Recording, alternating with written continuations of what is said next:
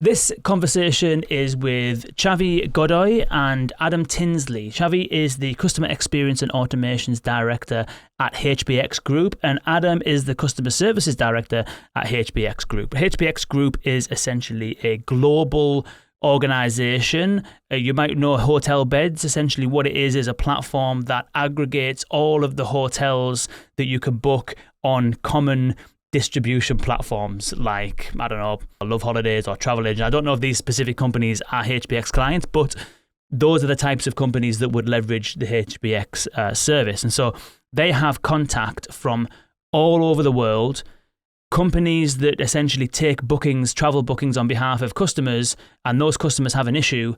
They need to go and contact HBX because they're the ones who hold the booking with the hotel. So you've got HBX Group, you've got hotels distributed all over the world, you've got contact centers distributed all over the world, and you've got a customer who maybe is in Germany, booked a hotel with a travel agent, the hotel is in China, and it's going through HBX Group. So it's complicated in terms of how you get information from one place to another, because the client calls the travel agent calls HBX, HBX calls the hotel, and here we are in this big chain. And so this conversation is about how HBX Group is leveraging AI and generative AI to make all of that a lot easier for everybody. We talk about the use cases they're exploring in terms of classification, routing to the right agent. We talk about automation. They're automating a couple of common use cases, which is working really, really well, both in conversational channels like voice and chat, as well as in email and help desk. There's also a really cool use case where if a customer emails them, they will determine whether this email needs to go to a hotel, and if so, which hotel. It will pop off that email, get the response back, summarize the response back to the user, and close the loop. Really innovative use cases. There's also a great use case for real-time translation, which is opening up 24-hour service for HBX Group, which is, I know that you could have 24-hour service in terms of automation, but having people available 24 hours when things go wrong, being able to speak to anybody in any language, crucial use case. That's also working really well. And finally, a use case that helps people when they join HBX Group in the contact center, helps them go through training a lot more smoother. So when they go through training, they'll do some role play exercises with a trainer. And that realistically, if you're bringing on 20 people per month, you can't really do that many simulations. So they've built a use case where it's a call with an AI agent, and they will simulate a call with a customer with multiple different difficulty levels and practice on the AI. When they feel confident and comfortable in being able to manage them conversations with AI, they can then go and have real conversations with customers. We discuss the business benefits that have been achieved, the technical solutions that are behind the scenes, and lessons learned in doing this. It's an absolutely fantastic conversation with HBX Group right now.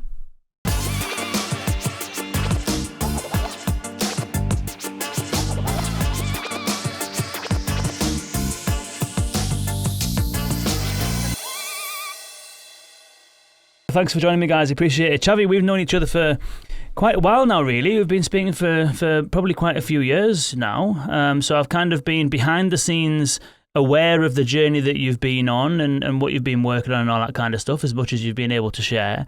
But some really interesting and exciting news at the back end of this year with a good few deployments and all that lot that we're going to discuss today. So yeah, appreciate the time. Thank you. And I know that we've been waiting to have this conversation for quite a long time, no? So I'm very grateful that we can have it now, no? And explain what we've been working on. So thank you, Kane. Nice one. So maybe we could start, for those that don't know HBX Group and Hotel Beds, maybe it'd be nice to explain a little bit about the company, what it is that you do, and also for context a little bit about the two of you, shall we? So I'm Adam Tinsley. I'm the Customer Services Director at HBX. And HBX, what is it? Probably not too many of your listeners, well, I'm not sure how many of your listeners will have heard of HBX. It's because it's a B2B player, so not sort of visible now. We're a travel technology group, and we work with tour operators, airlines, travel agencies, OTAs. So anyone you can think of, we probably work with, okay? And then on the other side, we connect them with travel products. Okay, so activities, experiences, and probably the biggest part of the business right now is accommodation. So hotels on the other side.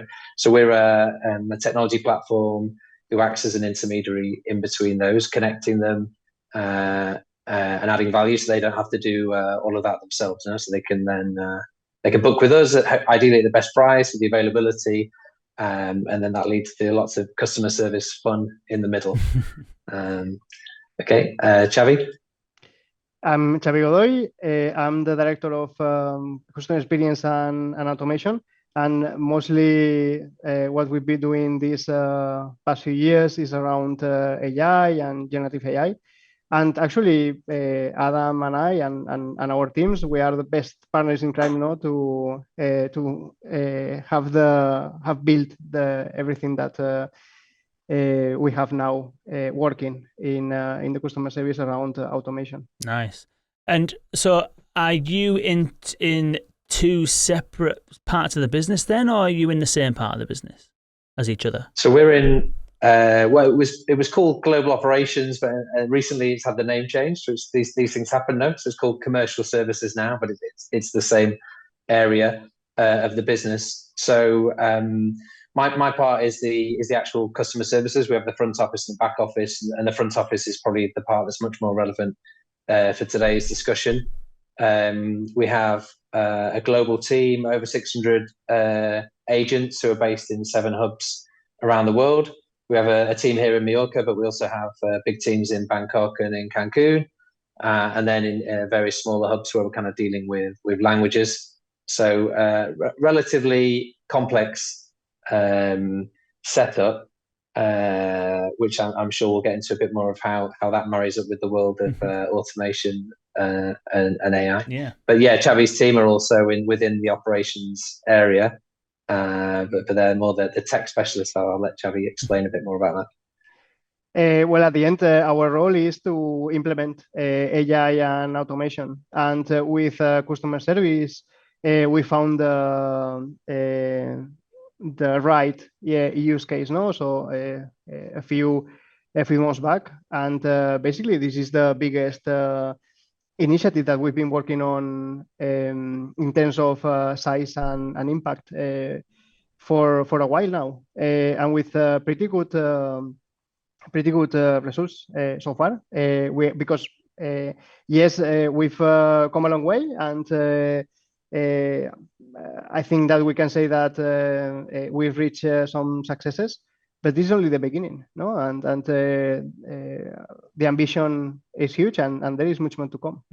So who is your customer then? You mentioned it's a B2B organization. The people that are contacting you that you're targeting these use cases are these the business customers that have got some kind of issue or whatever, or is this the end user who's made the booking via your customer, basically? No, so imagine a high street travel agent, or imagine an airline, or EasyJet holidays, British Airways holidays. I'm not sure, any kind of thing of the UK perspective, but it could be any company, however.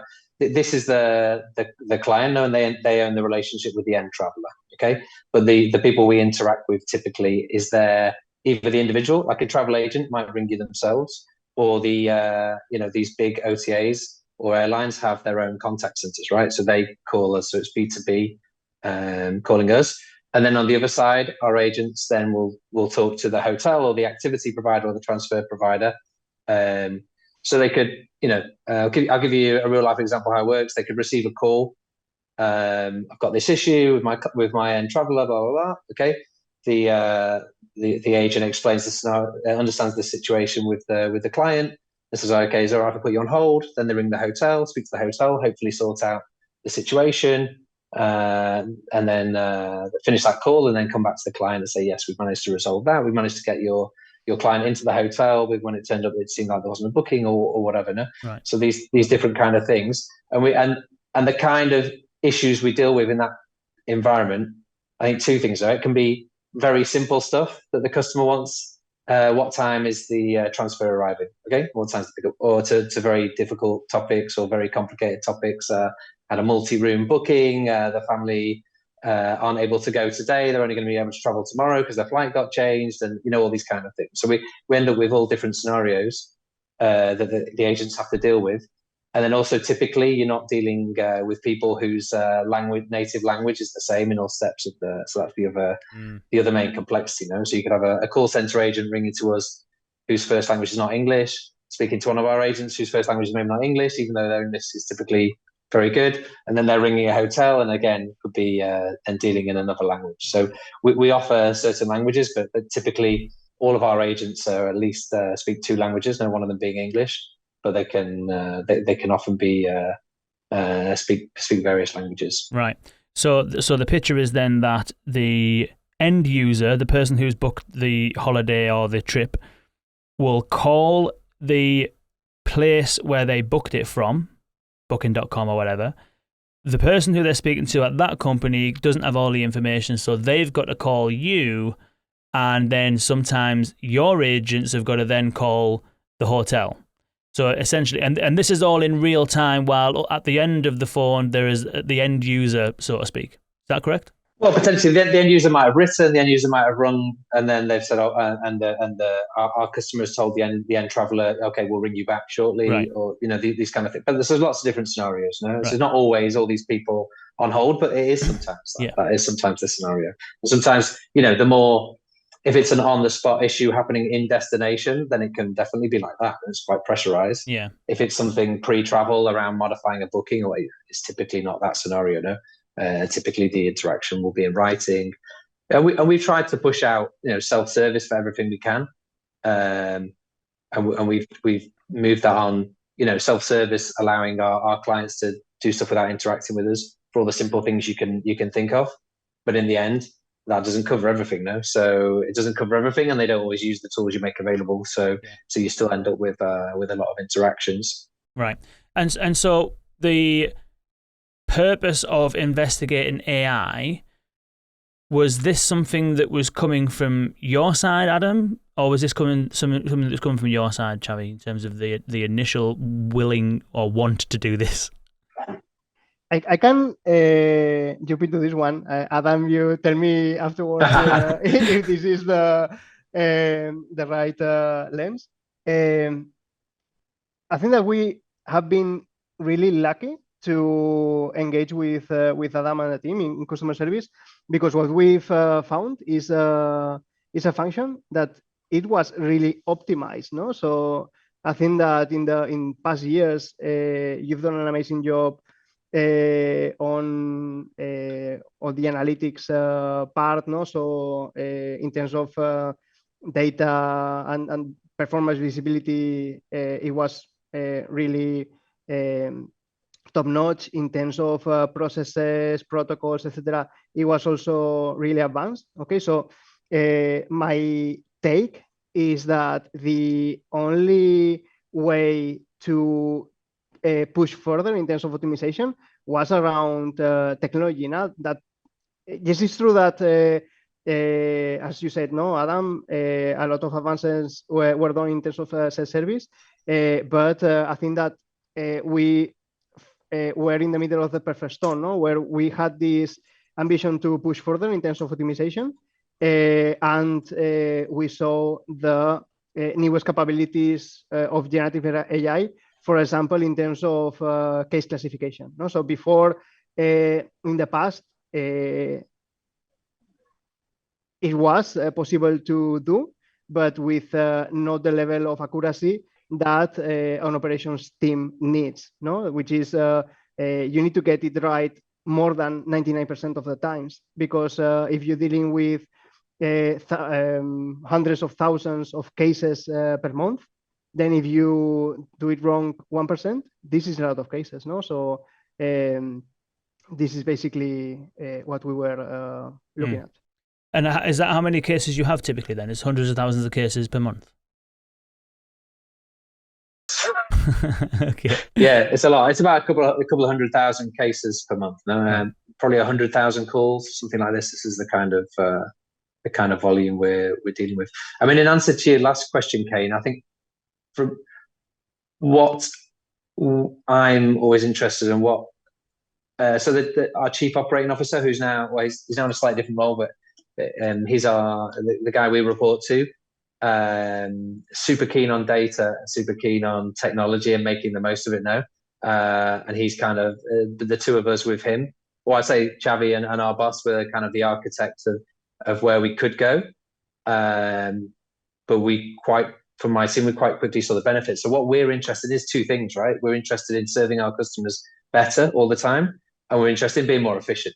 Okay, and those two things can quite easily go in different directions, right? You're more efficient means they're giving worse service, or vice versa. So we're always looking to ways where we can make the customer service experience better. And if we save money at the same time, or if we're more efficient and more productive at the same time, then that's perfect, isn't it? It's kind of win-win. It's actually what I love about being in customer services now, the ability to drive those kind of outcomes.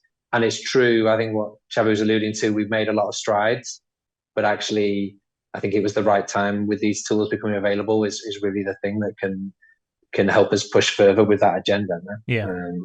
And we've seen some really interesting progress so far.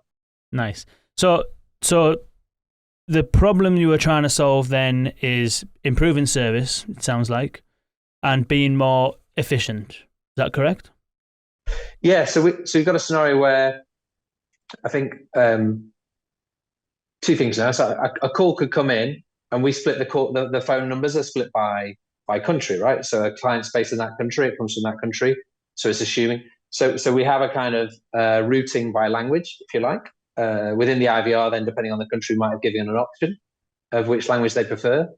So on the calls, we have a routing by language. And then if it's a written case, we had maybe different inboxes. If your case is for this, write to this inbox, or if your situation is this, write to this inbox.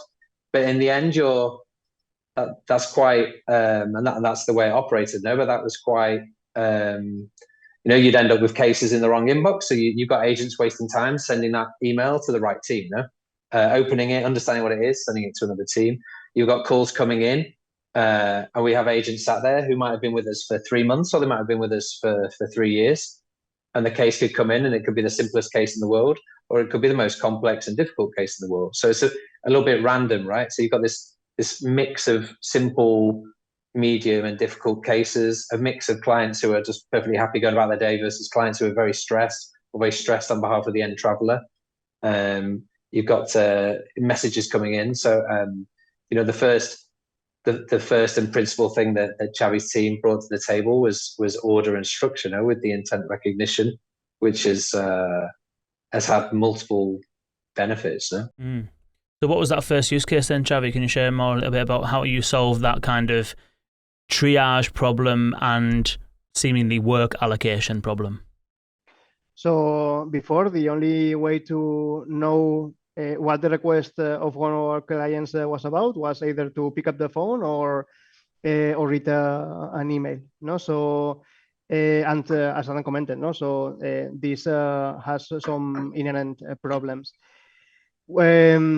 So we took the decision of going in the two directions, because you can tackle the problem wide and broad. So you say, okay, I'm going to classify everything and then route it appropriately.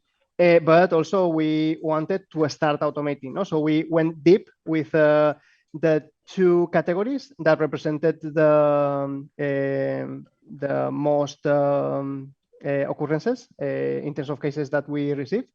Okay, so we went broad, but also deep in a portion of the cases. In terms of classification, in the past, what we tried when we did certain POCs, especially with chat, to understand intent with natural language understanding systems. So the ones that we had back in the day in the 18 or 19. Okay. And how this looks like. So a lot of training phrases, also diminishing returns when you try to have too many intents, because one intent collates with the other, then you have overlapping. So it is a nightmare to build and it's a nightmare to maintain. Fast forward, we have generative AI. I think that we started doing the initial proof of concepts with, if I'm not wrong, Gemini 1.5, okay? Or I think that this correlates with GPT 3.5, if I'm not wrong, okay? So you can more or less identify the time when we started doing last year, back end last year. Yes. It was a bit. So it was early 24, mid 24. Okay, and without a lot of effort, we got a decent level of accuracy in the classification. And now we classify 70 different intents. It is true that the model itself, or the different prompts that we have for classification, they are not always right. Okay. No, here two things. When they are not right, we have a deterministic layer on top that corrects where the model is not right. Okay, so we have this safeguard there.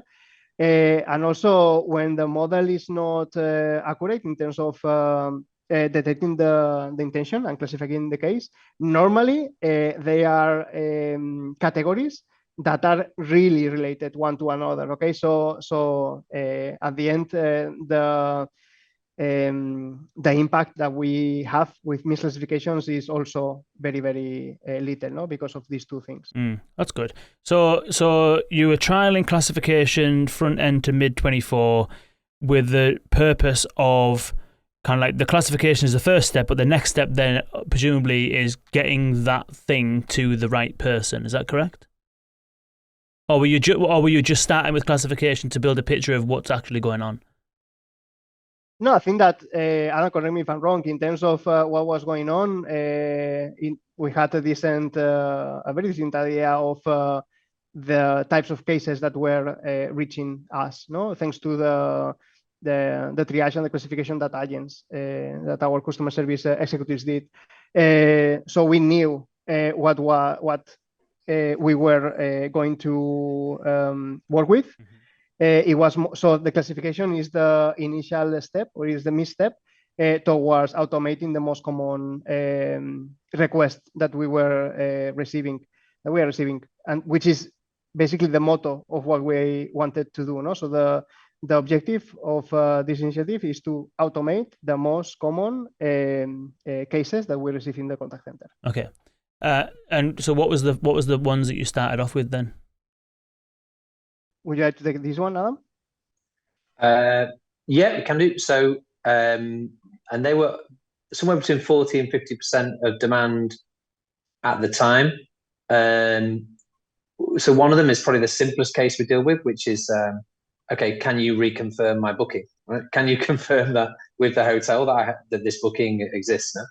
And we have these the numbers in our system. So identifying the booking ID from the customer, we can then return, here's the hotel's reference number to you if we have it, or we have a different series of automation actions. I mean, in terms of the automation, Xavi's maybe better to speak about that, but obviously that's a much more simple case than, my traveler is sat in the reception and the hotel says you haven't paid it or whatever. So that was one of them, and the other one was around cancelling the booking, and whether if they cancel the booking has fees. So you enter this cancellation period with hotel bookings. If you cancel in the last 5 days, 10 days, or whatever. So sometimes we have we actually have a lot of requests around that. So those were the first two use cases. We had some low-hanging fruits. For example, if we have a data point in the system, no? So we have the hotel confirmation number in the system, and somebody requests it in the phone or via email, etc. Then it's really easy to automate it. No, so we provide it and case close and high satisfaction, and that's it. In other cases, to automate, and this is something that we have already in production, we have to involve our partners. No, so as Adam mentioned before, we are the middleman. No? So we are in the middle or between the client and our supply partner. No? So what we are also doing is automating. So getting the request, understanding it, seeing that we don't have the data that is requested in the system, automate a request to our supply partner, get the response, interpret it, save it into the system, and respond to the client. No? So in these cases, we have to sweat a bit more, no? to have the full automation, but this is our kind of use cases. That's good. So am I understanding that correctly then, which is that request comes in, you've got the classification at the top of everything, you've got some things that you can automate immediately, like checking if my booking, have I actually got a booking with this hotel, etc. And then there's a selection of use cases that are required to go to the hotel itself. And in that case, once you've established that this is the kind of thing that needs to go to the hotel itself, you then have a solution that will take the request, send it to the hotel. Is that in an email? Is in an email, yes. Receive it back in an email, update your CRM or whatever you're using to manage the case management system, which triggers then from that system a response back to the original contactee, if you like. That's correct. We need to interpret the response from the partner, okay, from the hotel in this case, for example. Normally, we don't need to pay a lot of attention to identifying the intent because we have the case number, no? So we know that what we requested to the hotel is this piece of information. So if we have a reply, most likely is of this intent, okay? And then what we need to do is extract the piece of information. That also we do it through LLMs, no? So for example, if they provide their own reference for the booking, hotel chain reference format could be 5 digits long, other hotel chain is alphanumeric, okay? So before we had regular expressions to do this kind of work, and now also we've pivoted to LLMs with a pretty increase in terms of extraction capacity that we have. Wow. So you've got entity extraction on the emails to extract any reference numbers that you're updating in the system. You've got presumably so when that email comes in, what are you doing? Is it basically like it will take the email and presumably then you need to also bring some case details into the mix there as well, do you, in order to understand what it's about, to then synthesize a response of some description? Correct. So we have the intake, which is basically a request or a response, no? In the case that it's a response from a supplier. It could also be that the case originates on the supply partner side. Okay, so we need to be aware that we may have requests coming from our clients, but also coming from our supply partners. No, so it's not always that everything that comes from a hotel is a response to something that we have requested. It could be also a request in itself. No, so it increases a bit of complexity. And basically, what we do is when we receive the for example, the email, we send the subject and the body to a service that we have that behind it has some classification prompts stick to each other.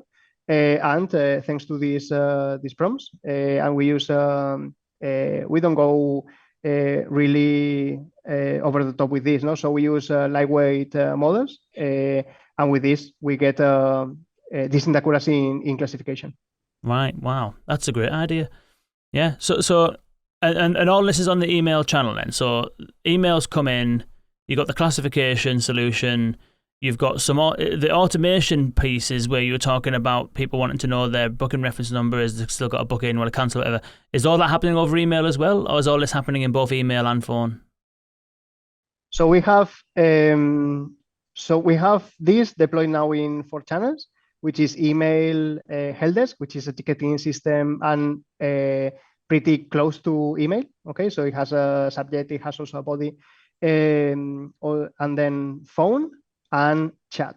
So these are the 4 channels where we have deployed these to some conversational channels, some others that are not conversational. So you can either think that we are brave or that we are too.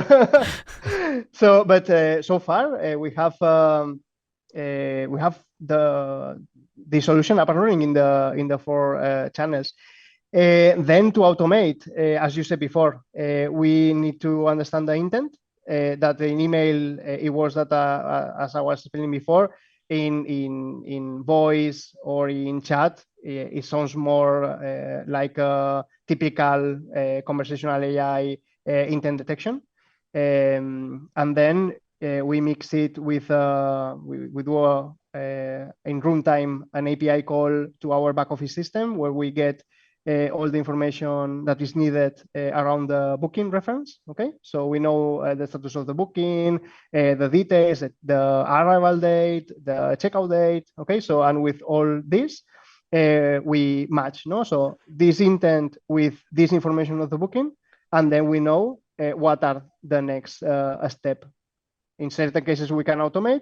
In other cases, we pass this information, pass this case to one of our customer service executives to handle the case.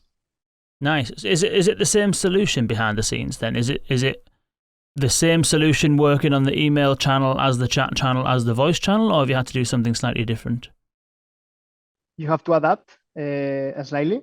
So one of the design principles that we had in mind when we started was the reusability of components. No? So we didn't want to have one solution for email, one solution for chat. Yeah. So at the core, the classification service is the same for all channels. And then, yes, for example, for the conversational channels, for chat and voice, you need additional pieces. You need an state machine, no, for handling the conversation, and we do this with Dialogflow, no, with the Google Stack.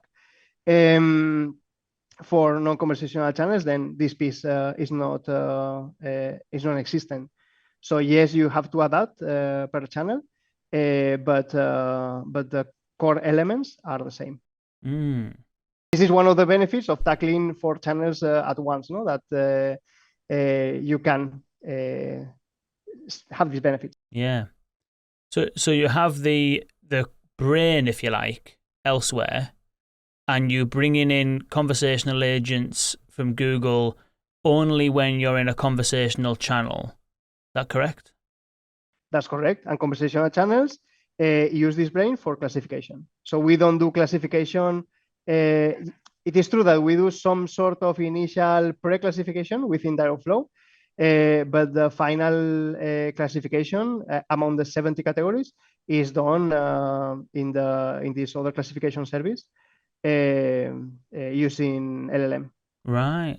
And then you push that back into conversational agents to then determine what you do there, whether you're using playbooks or whatever. You determine which one it needs to go to, and you handle it there. Is that correct? That's correct. In Dialogflow, we have the different routes depending on both the intent and also some parameters that we get from the booking information. Interesting. That's interesting. Yeah. So you're using it essentially for kind of like dialogue management. Oh, so well, I haven't said that. So the classification's independent and works the same on every channel. The voice and chat presumably leverage Dialogflow, or what's now conversational agents. Mm-hmm. You mentioned email was another channel. What was the fourth channel? Help desk, ticketing system. Ticketing system. So email and help desk don't leverage Dialogflow. They do something else. Correct. So basically, we do the email intake or help desk intake, which is basically body, so subject plus body. We concatenate these 2 elements and we send it to the classification service. No? So we say, okay, this is what the customer is saying. Classify this for me. We have a series of classifications, classification prompts. No? So we go, it's kind of a layered solution. And thanks to the instructions that we have defined, the model classifies the intent pretty accurately. But then you need to do something about it, don't you? So what I'm trying to kind of wrap my head around is you've got the classification stuff which sits independently, which seems like a great idea because you've got independence, you can use that everywhere. But let's say, for example, you have a chat that comes in, and that chat is about have I actually got a booking at this place? And you also have an email that comes in that asks the same question. The business logic of how to fulfill that workflow, am I correct in thinking that it exists in conversational agents in Dialogflow, and it also exists somewhere independently to operate on the email channel? Is that correct? Is the workflow duplicated? Yes, the workflow is duplicated. So for conversational channels, it resides in Dialogflow conversational agents. For non-conversational, it resides on the CRM that we use. I'm with you. Brilliant. That makes perfect sense. And what's the kind of like, impact been, Adam, then for you since this has been rolling out? I mean, a few things. We deal with, so Xavi kind of went through the bones of it then, no? But the automation rate we have on the different channels is different, no? But the main thing to come back to the routing idea is the cases that aren't fully automated or fully contained by the solution, then we then route that to a team that we've set up who are dedicated to working on those case types, which is a big change for us from before, no? So it's a team that is we're then able to have because they're simpler cases, typically a more junior team trained specifically to work on those or redirected from what they were doing previously, and they're doing that more in an efficient way. So but they're then picking up a case that's had a level of interaction with the AI. So they need to understand, okay, what do I already know? What don't I know? And then deal with that through to resolution.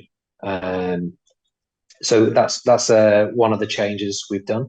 Another one is on the classification. So actually doing all of this has taught us an awful lot about how our team are classifying the cases. So the interaction comes in from the client, and sometimes we found now sometimes they were classifying it based on what the client originally asked, and sometimes they were classifying it on how the case was finally turned out to be, because it could turn out to be something else. Whereas what the AI or what the classification solution is going to do is going to classify what originally arrived. So we found we had this mismatch, and also we found that some classifications were, to all intents and purposes, the same thing. So actually another thing we've done is change the classification. Which I was talking about 70. We used to have a lot more. So we've managed to streamline the classification and sort of re-implement that and train all the agents in the team, sort of share that with them, and that's helped as well, no? Because then you see because we have a classification, and then we have every case that's not been automated, then the agent works with it.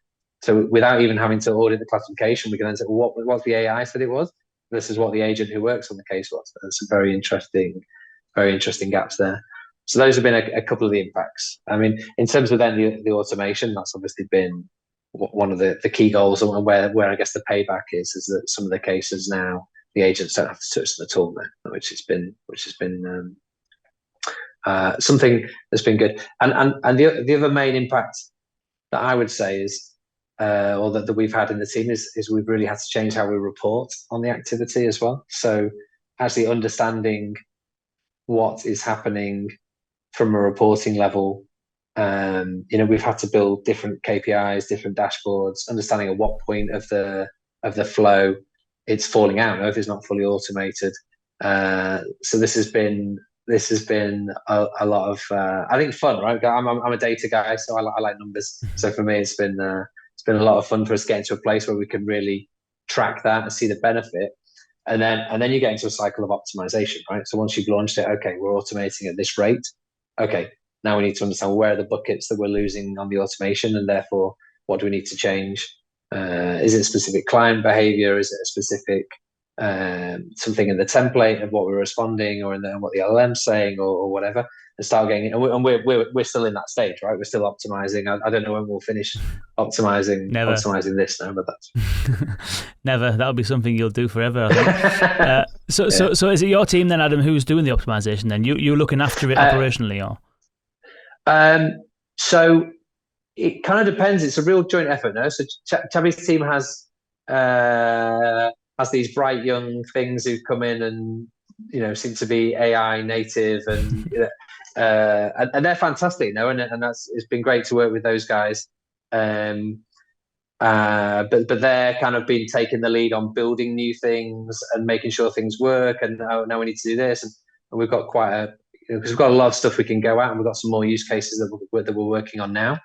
And then they do some analysis, I would say, but we have an analysis team, right, who are a reporting team, and so then they've been picking up the weight certainly in terms of building the views that we then use to understand the overall payback or the overall customer satisfaction or the blocks of issues. So we've ended up working together, and we spend a lot of time together, no, Xavi, I'd say. Some of the guys in the team,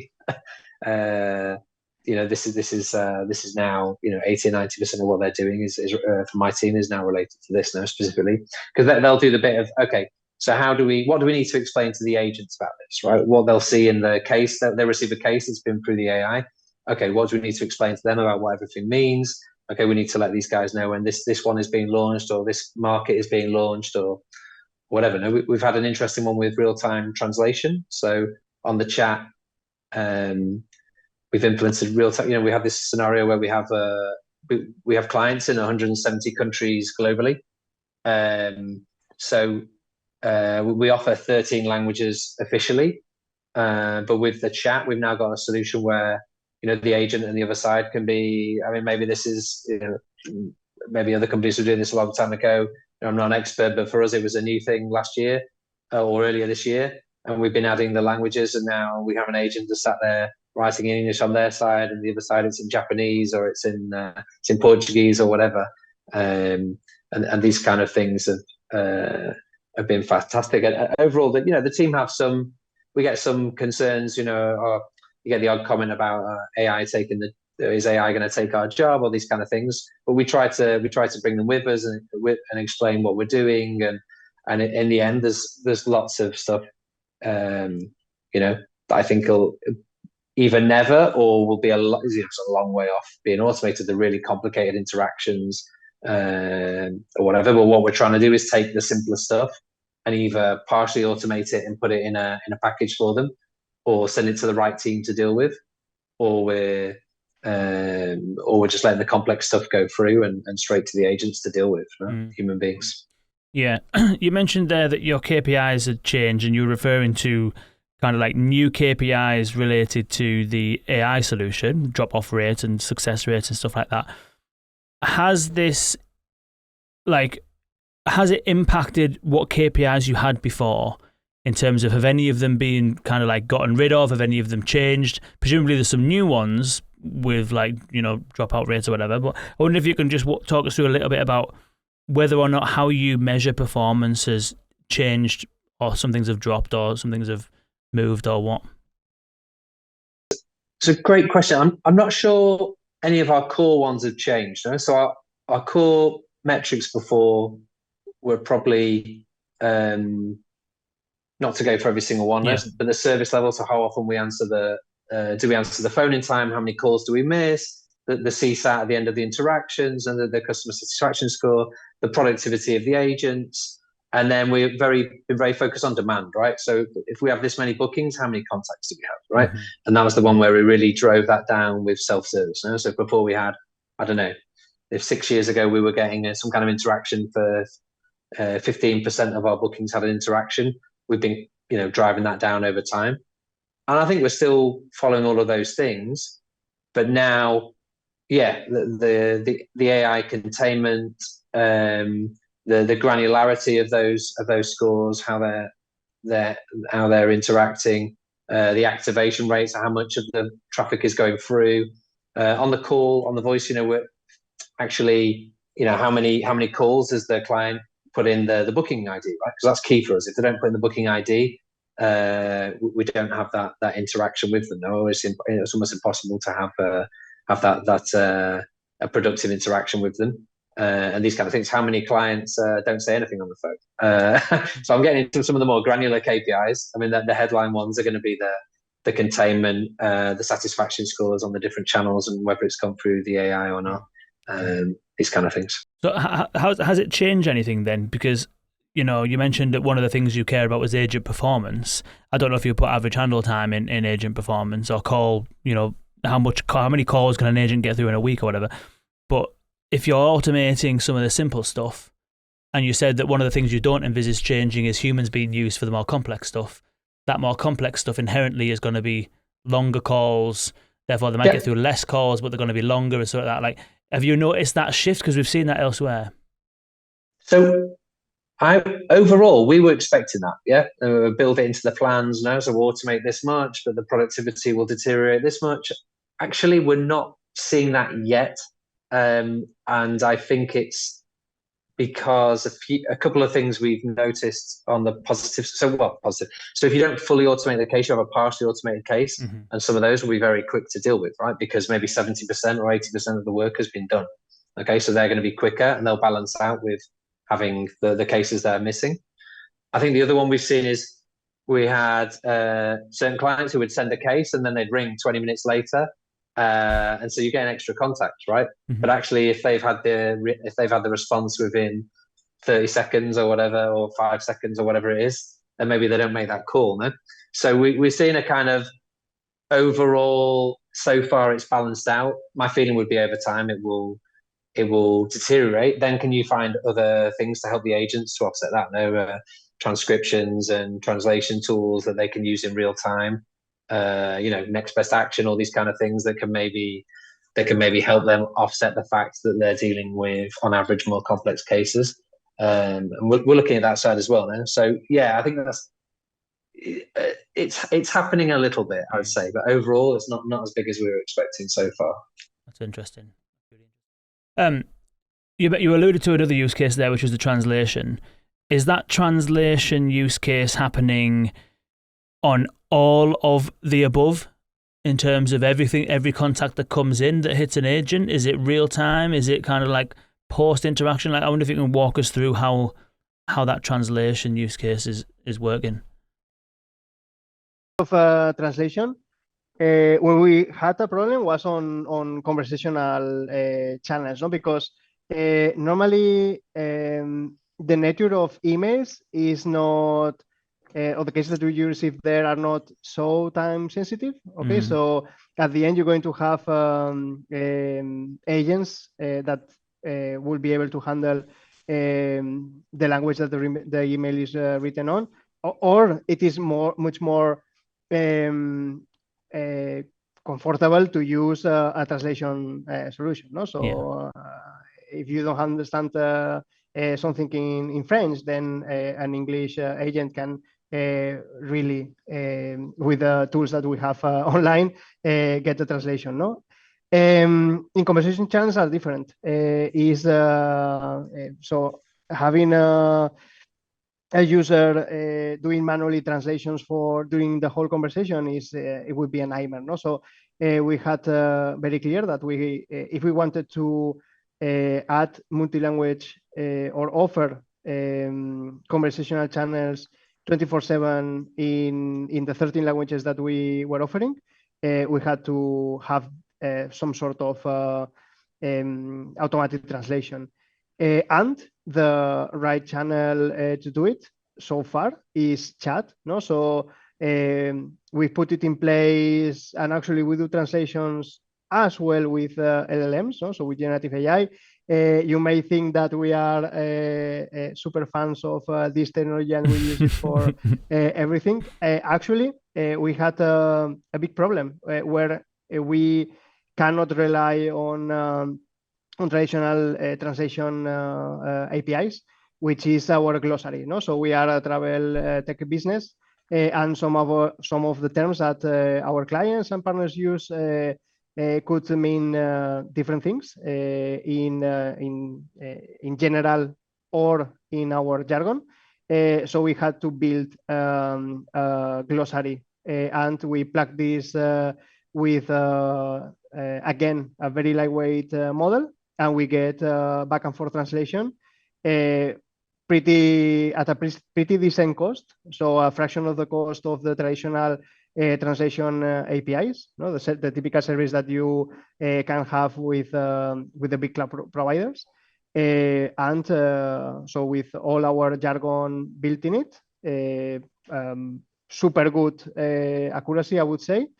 And now this has unblocked some additional business value, that we can say that we offer 24/7 service to our 13 languages. Wow. So you can offer 24/7 service because of the automation or because of the translation? And now it just so happens that you've got people in each different locale that happen to cover 24-hour time periods. Is that right? So we automate part of it, and then what is not automated, thanks to the translation, basically all our agents that they have English as one of their language, they can deal with clients from Germany, from Japan, from China.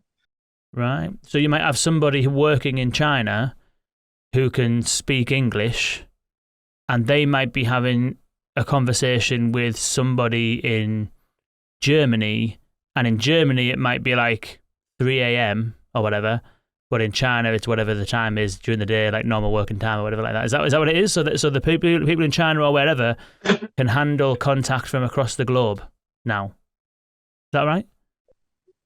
That's correct. However, Adam, I would say that this is so where we have agents that speak the native language, we prioritize the conversations in the native language. So it would be much more common that we attend to less common languages from our bigger hubs. Right. That makes sense. Yeah, so this is on the chat solution. No? So essentially, we have, for example, we have German agents, but they only work office hours, right? So if someone wants to speak in German, I mean, that's a market where typically a lot of most people speak English. But anyway, if they want to speak in German out of hours, then there's a solution now for them in the chat. They can write in German on the chat, and the agent behind, who will speak whatever languages, but one of them will be English, can tap away in English, and it will come back in German to them, and it's great. Now, can we have this on the phone at some point? Real-time translation on the phone, that'll be fantastic.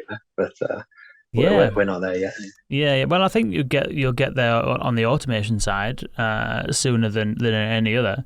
It's just that the inevitable lag that it would create. You would need to stream it, like, speech to speech in real time to do the translation on the input while you're kind of streaming the output very quickly to the agent and so on. But anyway, I think obviously we'll get there. I mean, to be fair, Apple have pretty much nailed it by the sounds of things in the AirPods, the new AirPods, we will get there eventually, So and we are already planning for it, So because it's not a matter of if, it's a matter of when. Yeah. Maybe you just need to give all the agents all the new AirPods then. I think they complain, would they? I don't think they would, no, yeah. That sounds great. So last time we spoke, you also spoke about another use case, which is really good, which was the agent training use case. I wonder if you can tell us a little bit about that. So when we bring in a new intake of agents, contact centers, people are familiar with the industry, you have a relatively high level of attrition. We do our best to limit it, but obviously we're bringing in new people regularly, at least once a month.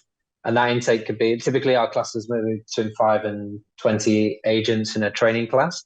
And when we're training them about taking the calls, we've got one trainer to X number of agents. And so they might have a chance to do maybe 1 or 2 role plays within the training.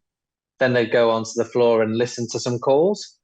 And then they're in at the deep end after that. The first call that they are going to deal with on a phone call is going to be from a real client who could be asking, with the routing we have, could be asking for anything, right, of any complexity. So I kind of set the scene. So Xavi, what did we do?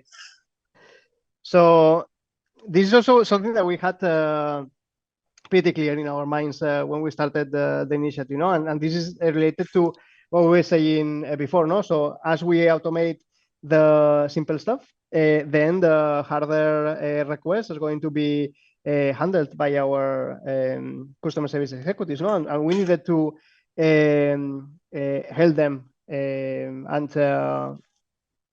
empower them to do a better job, no? And this is when we come across this idea. We started understanding really deeply how our clients behave and how they were requesting us the different needs that they had. No, because we needed to build a system that was able to understand the intent, and then also we drafted all the different process steps behind one of these requests. So we had a lot of knowledge there, no, that we were only using to build this automated system. And then we said, okay, it could be useful to flip the coin, no, and build an agent that is able to mimic how a customer behaves. We have all this information, so it's just a matter of instead of the instructions being you need to understand the intent and you have to classify between this number of categories, blah blah, is okay. So you are an HBX Group client. You are going to request booking cancellation. And the reason behind this cancellation is one of these 20 scenarios that we already know because we have come across every single scenario that a client can have for this request. Not only this, so thanks to also AI, it is pretty easy. And here, being an internal use case, you are not so worried about the quality of translation. So basically, we activated this solution with all the 13 languages that we have, no? So we can have this training running in the language of the agents that are joining our company.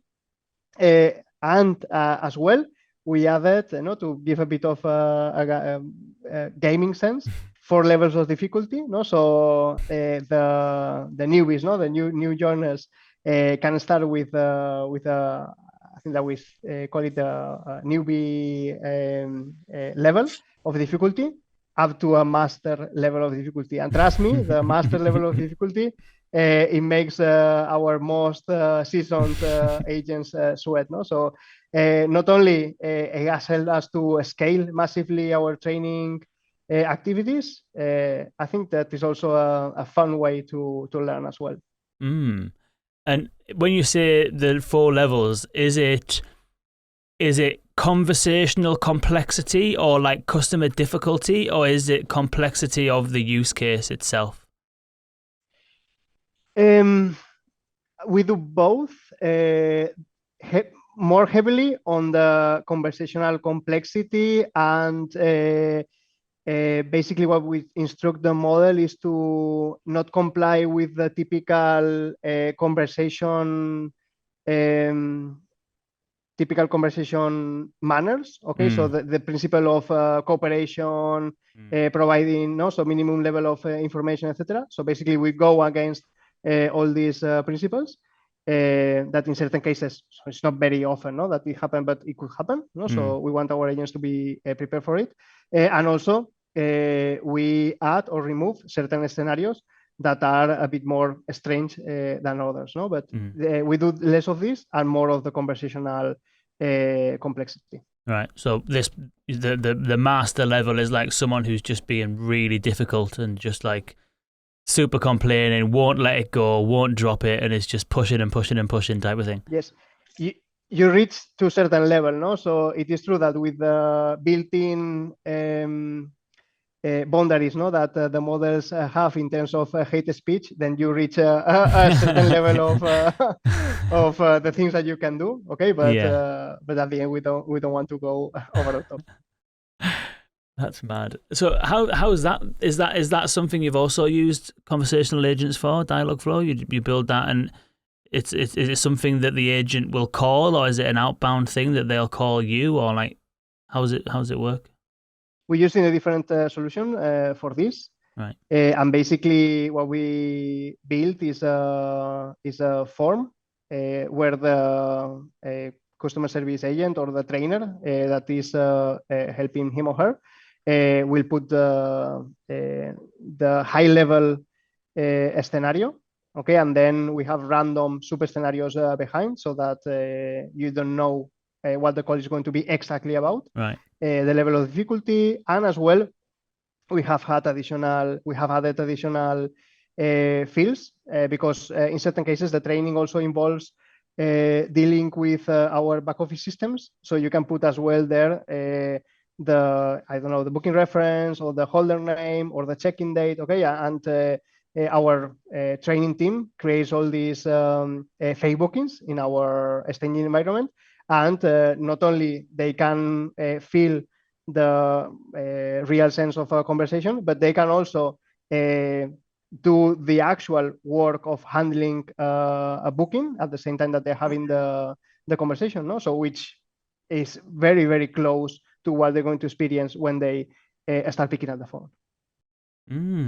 That's really good. And they can make as many of those calls as they want to as well, can't they? So there's no limit to, rather than doing like 3 with a trainer, they could do 300 over a weekend and come to work on Monday ready to go. Yeah, so we apply. There's a minimum they'll do in the training modules, but if they want to do more, they can essentially. And it's but just at a basic level, even if it's just the simple calls, it gives them that feeling. It's very realistic. It gives them that feeling straight away of what the job's going to be like once they get out on the floor. And I think overall the feedback's been great now, and we're still doing improvements to that as well. I was speaking to the training manager earlier this week, and he said, "Oh no, I'd like to do this with it and this with it," and so we're still doing that as well. But the team are really engaged, and that's been a tool that's been super helpful for them. Is there any other use cases that we haven't covered thus far? Now, what we have ahead is we're working on 2 main directions. So first one is expanding the perimeter of categories, of type of cases that we want to automate. And now we have the teams actually working in getting all these additional use cases in shape so that we can activate the automation. So basically, we're working on that front, incrementing the size of automation, and mainly so that for non-conversational channels we can continue to take the benefits. So non-conversational channels are channels that work pretty well in terms of automating cases with high levels of satisfaction, and the level of containment that we see there is pretty positive. In conversational channels, so chat and phone, here the second thing that we are working on is to improve the experience. So while in chat the experience is pretty good, in phone, as we are relying on Dialogflow, which is a pretty good system and platform, but it is built on the premise that we had in, I think, Dialogflow general availability was around Dialogflow CX, so it was around 2019 or 2020. So when we didn't have the kind of solutions that we have now, the baseline now or the reference that our clients have is the ChatGPT Advanced Voice or the Gemini Live, where conversations, so the latency in these conversations is practically null. So at the moment, the solution that we have in phone works pretty well in terms of, so it does the job. But it is true that it is it works for a turn-based conversation. We know that not all conversations are so scripted or so rigid. So if we want to keep improving the conversion that we have in these channels in terms of more automation and more containment, we're going to get through improving the experience, no? And this has the shape of moving towards the evolution of a solution that Dialogflow, no? So looking more towards agentic AI and usage of real-time models instead of the traditional LLM models. Yeah. Yeah, I think that's the only thing with Dialogflow, with conversational agents as it now is. We're kind of using it on a project at the minute, and I think it's not a bad platform for kind of like getting something together. You know, you can use deterministic flows if you need to. You can use the playbooks, and you can kind of like with a decent prompt, you can get it to hold a steady conversation. But the limitations is that everything's Google.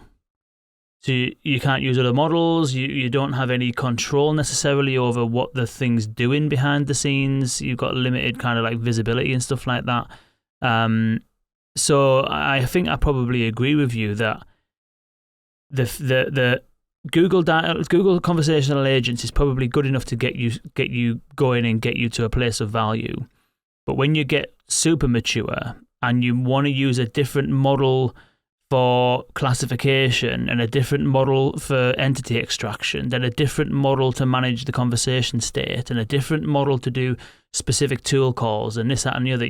You want to have that more kind of like, yeah, people are calling it the agentic approach, but I don't necessarily know if that's the right way of describing it, because not everything you're going to do is going to be an agent or a sub-agent or whatever, but at least you want the flexibility to use the right tool for the right job in the right moment. And I think a tool like Dialogflow you'll probably hit a wall with at some point, but it seems to be serving its purpose anyway.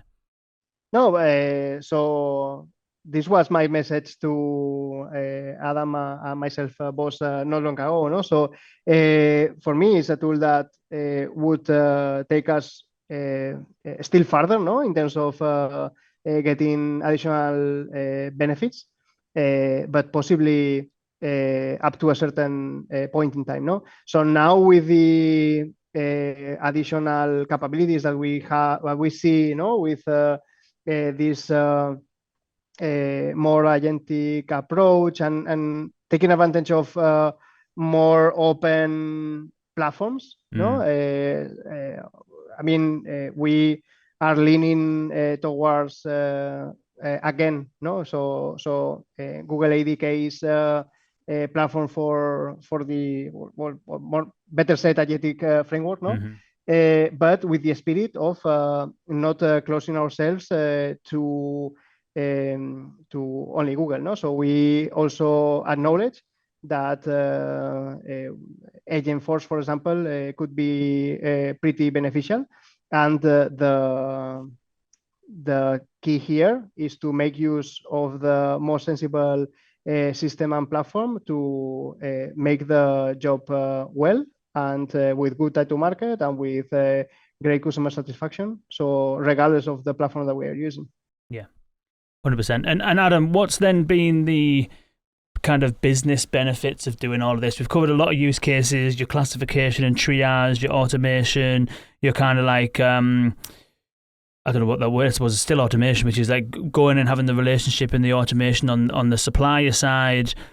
We've spoke about multiple languages, catering for that in real time. We've spoke about training use cases for staff. What's been from the business standpoint, when, you know, your manager kind of looks at you both and says, okay, what's been the impact? How are you quantifying the impact? And I wonder if you can share some of what that looks like. If you can't share numbers, that's fine, but like generally speaking, what's like the outcomes that you're seeing? I mean, the core benefit is it's a simplified. I was going some like partially automated case, but we focus really in on the fully automated case, right? So the case where a human agent never needs to touch it. Okay, both the satisfaction score on that, but also the case aging, right? So we see a big benefit that these cases are closed a lot quicker, right, than the average case that's had to be read, interacted, got the information from the system, whatever, and then ultimately the containment rate of that, or the automation rate, whatever you want to call it. So that's the one that's been tracking up since we started. And I think in terms of the use cases themselves, we're automating. We're on about 30% or just over 30% at the moment. Keep me honest, Xavi, in terms of where we're up to. And I think we see scope for getting that percentage further up. There's still some things that we need to get there with them. And then it's about adding the next use cases now and seeing if we can get them up to similar or higher levels. Right? Is that 30% of all interactions, or 30% success rate of the interactions that should be automated? So of the use cases that we've got, there's the 2 use cases. If that's 100% that come in, of those, there's 30% that resolved to the satisfaction of the client, that they don't come back to us, completely automatically. And the rest of them have the benefit of reduced case handle time because you're gathering information and all that kind of stuff, presumably. In some cases, yeah, well, they've been categorized. They've been put in the hands of the team who are now focusing on that. They might be partially done. So I think the example of Xavi's before, no. So if the case come in, we've requested the hotel's replied, but for whatever reason the LLM didn't read the reply from the hotel, then maybe the agent's picked it up, read that reply, understood it, put it in the system, replied back to the client. So they've done a partial job in the end. So that's the other 70%, or it might be that completely and we still have on the phone. We have clients asking to speak to agents and this kind of thing, and we just let that pass through, right? We're not here to frustrate our clients or stop them doing what they need to do. So then they end up with the team, yeah. But we still think there's room to grow that percentage, yeah? So that's nice. That's one of our focuses, as well as adding the new use cases. Now, and I think there's still some use cases. Interestingly, I think there's still some use cases that are going to see very similar levels quite quickly, and that's our hope for this year. Nice. Or the next year. Nice one. That's great. Thank you both for spending the time with us and sharing that story. It's a great story. I mean, I wonder if there's anything that you would want to leave people with, any advice that you have for people trying to do this, any things that you're particularly excited or looking forward to in the next kind of 12 months, 2026? I can start. As I said before, we are only starting. So we have reached great highs, but we are only scratching the surface. So we will have much more to tell 1 year in the future. So we can repeat this and see how we've progressed. And then an insight is that one thing is getting from idea to demo. No, so we started doing classification within days. No, so we had this idea, we had this amazing tool in front of us. Within days, we were classifying cases. To move from there to a system that actually can classify with the levels of accuracy that we wanted, which means adding on top of it a decent amount of deterministic features, took us a really long time. Not only this, then to automate, it was a huge effort to map all the different processes that we have, the exceptions, etc. Because when you have people working on these cases, you have their knowledge, and their critical thinking to translate a protocol into a successful solved case, no? But for a machine, then you need to explain things in a different way, and this takes also a hell of amount of work. A lot of testing as well. Adam, how about you? What's one thing you're looking forward to, and one parting piece of advice you've got for people? Advice is probably stuff that's, I imagine, is being said all the time. The more specific the use case, and probably, I think you can come up with some successes that can kind of turn people's heads. The more specific you are, and the more like you focus on something small and show that it works, right? And if you have the KPIs, the numbers, whatever, to show that it works, then you can scale, and you kind of get that support to scale it. That's what we've seen. But in terms of what I'm excited about, and again, maybe other businesses are much further ahead with this, but we've not really done much with sentiment yet. So that's where I want to get to now, right? So once you've got the categorization and the sentiment, okay, then that's you can be even more exact with your routing, right? Okay, this case is this categorization, and the client's hacked off, right? Okay, well, let's get this to our best agents, right? Our most experienced agents, or the ones who are great at dealing with the customers. These ones, and let's use that to help with the routing and the understanding of what's going on. So we're it's one of the things where the irons in the fire now. It's the one I'm interested in all of them, but that's the one that's really I think it's quite exciting. Nice one. Well, Xavi, Adam, it's been an absolute pleasure. Thank you so much for sharing these great examples of some really good use cases done in the right way, adding really great value, and really, really appreciate your time. Thanks so much. Thank you. Appreciate it. And thank you all for tuning in. We'll see you again on the next one. Thanks now. Bye.